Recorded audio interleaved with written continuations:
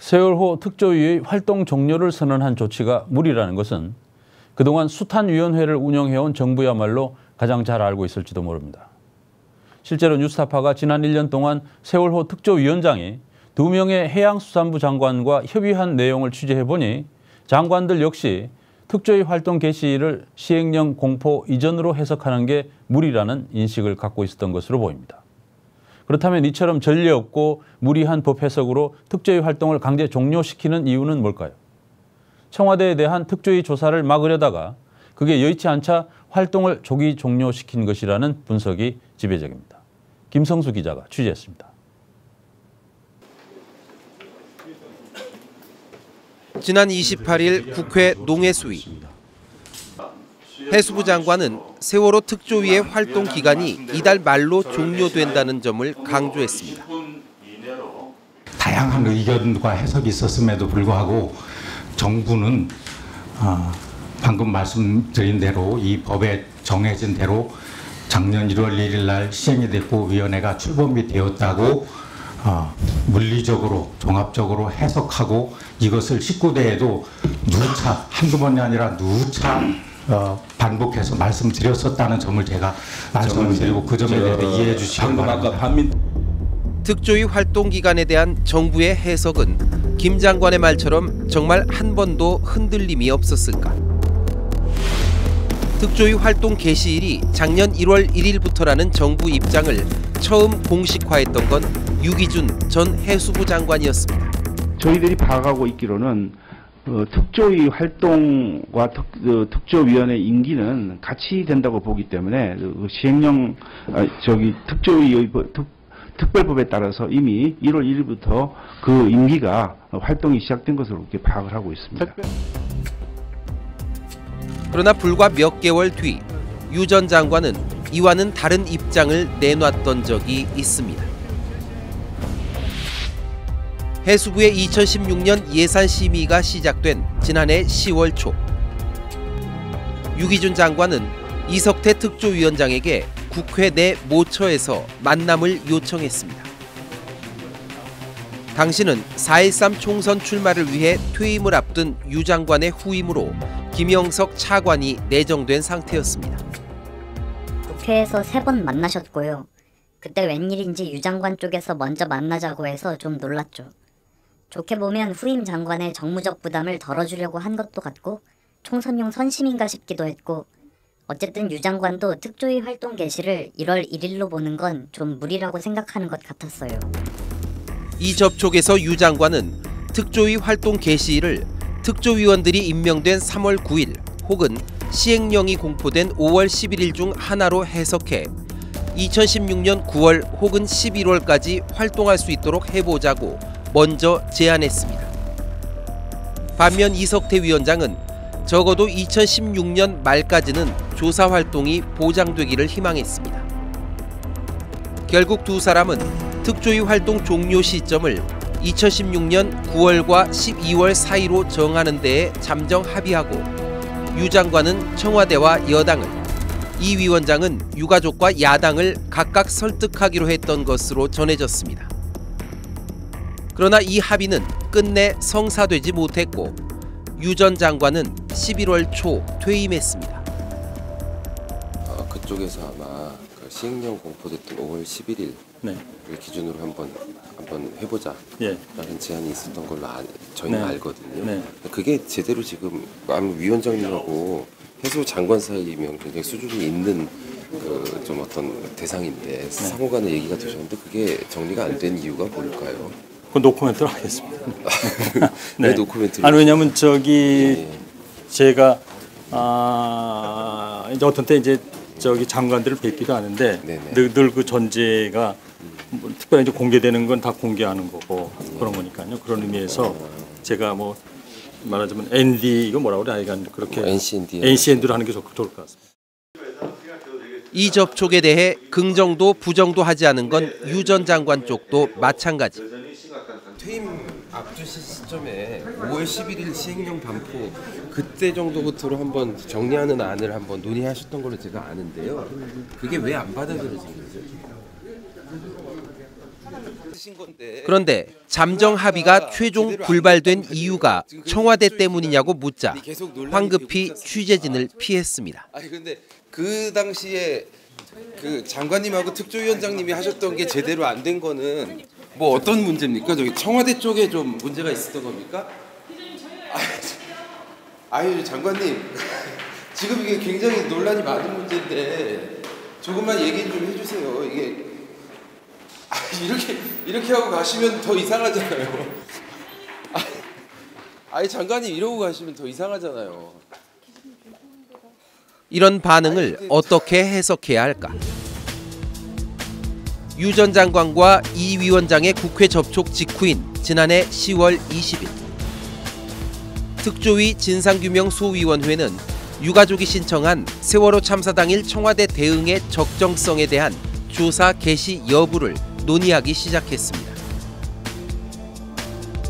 이어 11월 초 전원위원회에서 의결하려 했지만 여당 추천위원들의 문제 제기로 상정을 연기했습니다. 그러던 11월 19일 한 매체를 통해 해수부 내부 문건이 공개됐습니다. 특조위의 청와대 조사를 막기 위해 여당 추천 특조위원들과 여당 농해수위 국회의원들이 기자회견을 하라는 등의 대응 방안이 담겨 있었습니다. 실제로 모든 게 이 문건대로 진행됐습니다. 여당 위원 전원은 즉각 사퇴도 불사할 것임을 다시 한번 청명합니다. 특조위가 이를 재조사하겠다는 것은 무분별한 정치 공세이다. 그리고 이틀 뒤인 11월 21일 이번엔 유 전 장관의 후임인 김영석 해수부 장관이 다급하게 이석태 위원장과의 만남을 요청해왔습니다.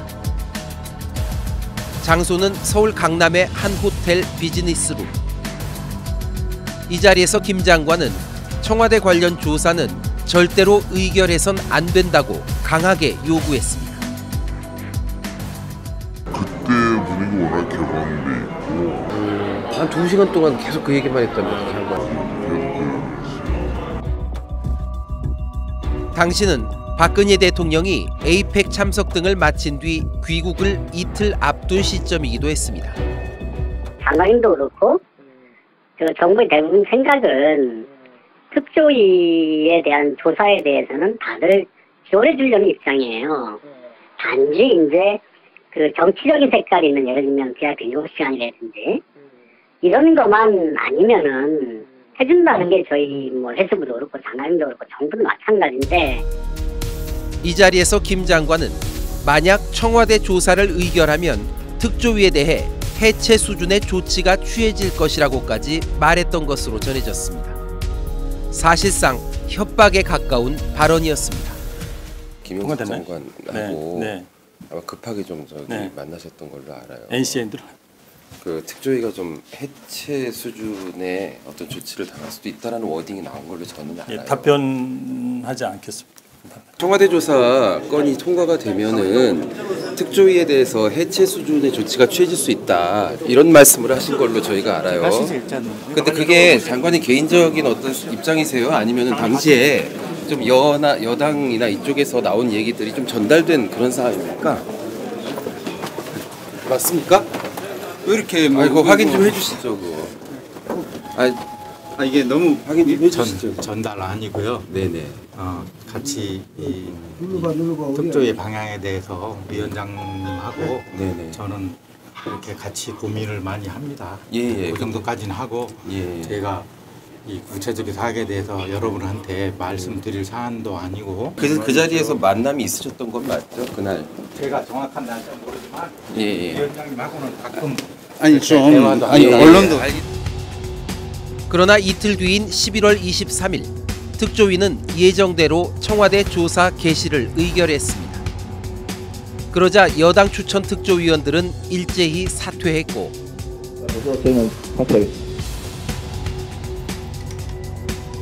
새누리당은 즉각 특조위 해체를 운운하며 2016년 예산을 올해 상반기까지만 배정하도록 압박했습니다.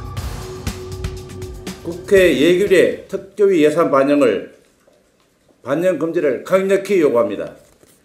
특조위 해체까지도 검토할 것을 밝힙니다.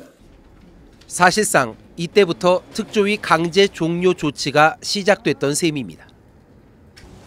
하지만 그 이후 김영석 장관은 특조위 활동 기간 문제를 합리적으로 해결하기 위해 나름대로는 애를 썼던 것으로 보입니다. 김 장관은 지난 1월 초엔 서울시청 주변 한 호텔 중식당에서, 이어 지난 5월 초엔 강남의 한 호텔 일식당에서 이석태 위원장과 잇따라 만났습니다. 특히 5월 만남에서 김 장관은 대선이 있는 내년까지 특조위가 유지되는 것은 여당이 절대로 수용하지 않을 것 같다면서 시행령을 조금 가다듬어서라도 특조위가 올해 연말까지 선체조사 활동 등을 할 수 있도록 방법을 찾아보겠다고 말한 것으로 전해졌습니다. 김 장관도 개인적으로는 특조위 활동 기간이 더 보장되는 게 합리적이라고 봤던 겁니다. 그러나 이 제안도 결국엔 성사되지 못했습니다. 그 이유는 최근 야당 원내대표의 폭로성 발언으로 확인됐습니다. 이제 더 이상 물밑 협상만으로는 새누리당의 성의 있는 협상이 불가능하다는 판단에 기초했다. 이렇게 보고를 드리겠습니다. 청와대를 조사 대상에서 제일 중요한 조사 기간을 일부 연장해 주겠다. 이런 제안을 받았습니다. 거부했습니다.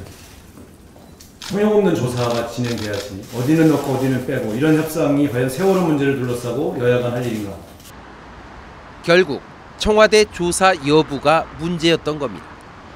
특조위나 여야 간에 그간에 많은 논의가 있었던 것은 사실입니다. 거기까지만 말씀드리겠습니다. 근데 그런 논의가 어느 정도 됐는데 그게 지금 현실적으로 여기까지 안 된 거는 좀 어떤 이유 때문인가요? 좀 청와대 설득이 좀 잘 안 됐다고 봐야 되나요? 잠깐만. 청와대는 관여를 시키지 마십시오. 그거는 그래요.